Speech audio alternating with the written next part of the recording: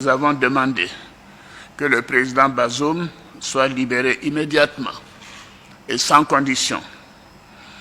Troisièmement, nous avons demandé que le président Bazoum soit réinstallé dans ses fonctions de président du Niger afin de s'occuper de la gestion de son pays comme celle-ci lui a été confiée par le peuple nigérien. Les chefs d'État de la CEDEAO, bien sûr, une fois que ces conditions seront remplies, les chefs d'État de la CEDEAO demanderont au président Bazoum de faire preuve de clémence en vue du renforcement de la réconciliation et de la démocratie. Nous avons réaffirmé aussi que les putschistes seront tenus pour responsables pour tout ce qui pourrait arriver au président Bazoum, à son épouse, aux membres de sa famille et à toutes les personnes détenues avec lui. Les putschistes sont tenus totalement responsables des sanctions imposées au Niger. C'est un point qui a été relevé par tous les chefs d'État. S'il n'y avait pas eu de tentative de coup d'État, il n'y aurait pas eu de sanctions sur le peuple nigérien, frère. Et nous tenons à le souligner. La Côte d'Ivoire a des relations fortes et spéciales avec le Niger, depuis le temps d'Aménie Diori et de Houphouët-Boigny. Et nous souffrons de voir le peuple frère du Niger soumis à des sanctions. Fermeture de banques, commerce interrompu, diminution de fourniture d'électricité, mais nous tenons à dire que cela est la faute des putschistes. S'il n'y avait pas eu de tentative de coup d'État, cela ne serait pas arrivé. Je tiens à le souligner. Alors donc je demande personnellement, et les chefs d'État l'ont dit, nous demandons aux putschistes de mettre fin à la souffrance des Nigériens. Ça fait plus d'une semaine que ce pauvre peuple n'a pas d'électricité dans la plupart des régions. La nourriture commence par manquer. La famine pourrait s'installer dans le pays. Les gens ne peuvent retirer que 10 000 francs par jour et encore, ainsi de suite. Il faut mettre fin aux souffrances des Nigériens. Alors, la CEDEAO, vous savez, a fait sa part. Elle a dépêché plusieurs émissaires, dont le président Abdou Salam Aboubakar et le sultan de Sokoto, Saad Aboubakar.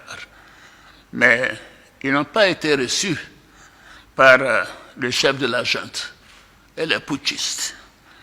Cela est contraire à nos traditions africaines et constitue un manque de respect pour ces hautes personnalités, pour le Nigeria et pour toute la CEDEAO. Ce n'est pas acceptable.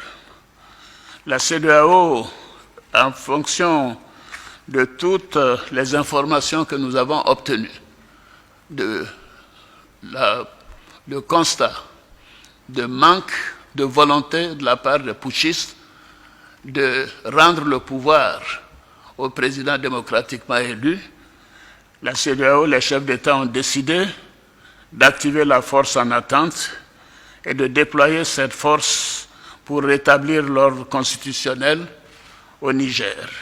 Les chefs d'État ont marqué un accord donc pour le déploiement des troupes d'un certain nombre de pays, dont la Côte d'Ivoire. La Côte d'Ivoire fournira un bataillon et a pris toutes les dispositions financières pour l'opération. Si elle doit durer 3 mois, les provisions seront faites au niveau budgétaire pour que nos soldats et nos officiers qui participeront à cette opération ne manquent de rien. Donc la Côte d'Ivoire est prête et je viens de donner instruction au chef d'état-major général des armées de commencer la mobilisation de ces troupes pour leur participation à cette opération de la CEDEAO. Je voudrais indiquer que ces décisions sont collectives, sont celles de la communauté des États de l'Afrique de l'Ouest. Ce ne sont pas des décisions qu'il faut attribuer à un État, que ce soit le Nigeria ou la Côte d'Ivoire ou le Bénin. Ces trois pays déjà ont indiqué leur capacité de participer à cette opération. D'autres pays le feront bientôt. Donc la conférence des chefs d'État tient à le faire savoir que c'est une opération de la CEDEAO. Ce n'est pas une opération des Nigérians contre les Nigériens ou des Béninois contre les Nigériens, puisque ces deux pays sont des pays voisins du Niger.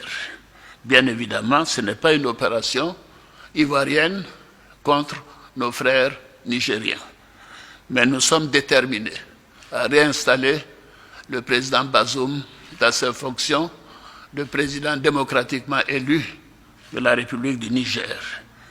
Nous appliquons ainsi les textes et les protocoles de notre communauté. Alors, notre objectif, comme vous le constatez, est la paix et la stabilité dans notre sous-région.